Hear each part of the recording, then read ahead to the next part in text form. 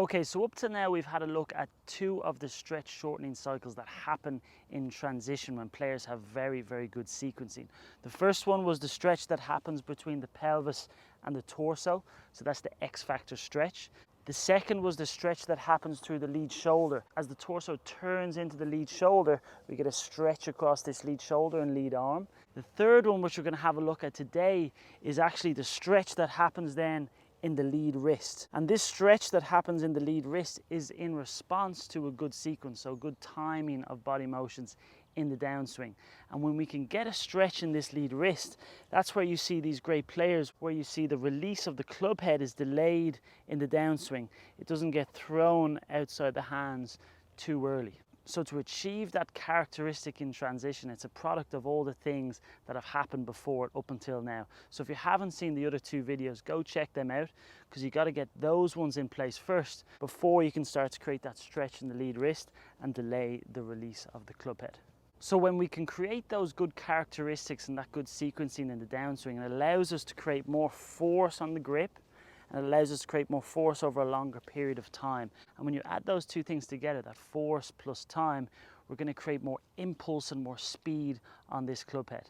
So it's a really important factor, and in this video we're going to have a look at how you can check to see on video if you have enough of this characteristic in the downswing, or if the club head's being thrown out a little bit too early. With the best players in the world, there's actually a couple of different types of release. So you're going to see some players, so the angle between the club and the lead arm, you're going to see this angle remain the same till about P5 when this lead arm gets down to parallel to the ground. You'll also see some players actually downswing load the shaft, so this angle actually increases in downswing. And you'll actually see some players that have a slight early release to the top, but then actually load it a little bit later. So there's different types. The one we want to avoid is when the club gets thrown out too early.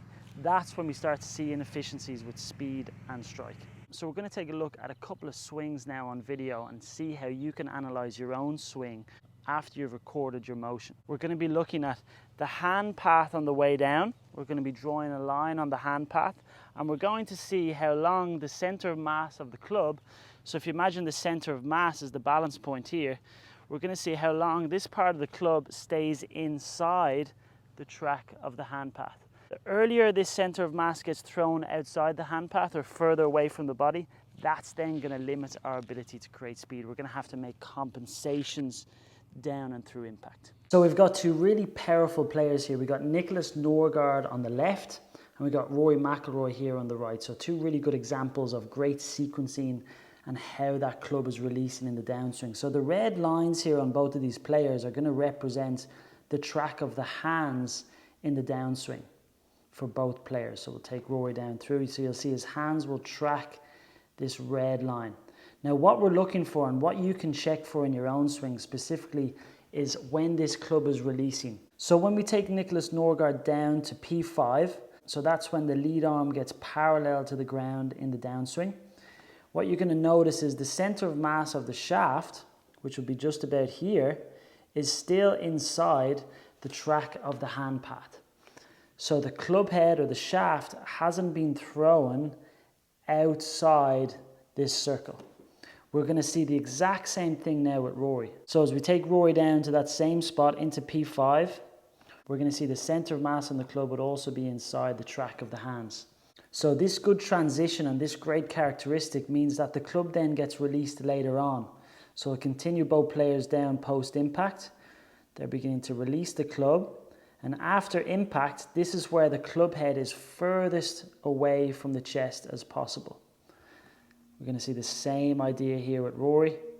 Again, post impact, that's when the club head is furthest away, full extension. So when you record your swing, draw a line of the hand path in the downswing. And if you notice that your shaft is outside the circle of the hand path, that means that's an area to really start to attack, because that's going to affect your ability to create speed, contact on the ball, and even controlling curve and start line as well. Okay, so I hope that video analysis has helped. When you record your swing the next time, if you see that that center of mass is released too early, here's an exercise I want you to try, just without a golf ball, just a tee. So just stick the tee in the ground, and all you're going to do here is rehearse that P5 position. So you're going to get up to the top of your backswing. You're going to rehearse that P5 where the lead arm is parallel to the ground. Center of mass is still closer to the body, inside the track of the hands. You're going to go from P5, and then your feeling is you're going to clip the tee, and then you're going to go to about P8 here, where the club is then parallel to the ground, and you're going to try and get that club head as far away from your chest as possible. So the two checkpoints there, P5, halfway down, club head inside the hand path. P8, club head as far away from the body as possible.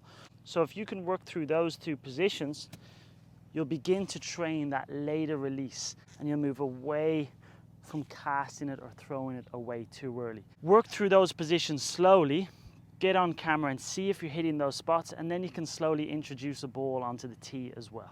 But just before we go here as well, I said at the start of the video, it's really important to address everything that happens before transition in order to create a good transition and to create that nice stretch in the lead wrist. So when you're analysing on video, make sure you have that good wind up and good load to the top of backswing.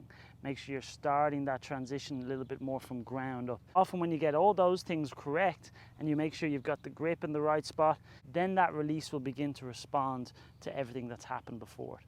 And of course, if you're not sure what to work on, if you're not sure how to change that early release, there's other factors that can come into play. So as always, in the online academy, you can send your videos and we can analyze it together in full and create a step-by-step action plan for you to work on those tendencies. So every swing is going to be battling slightly different problems. So I'll leave a link below here. You can check out how that online academy works, or if not, you can just send me a direct message.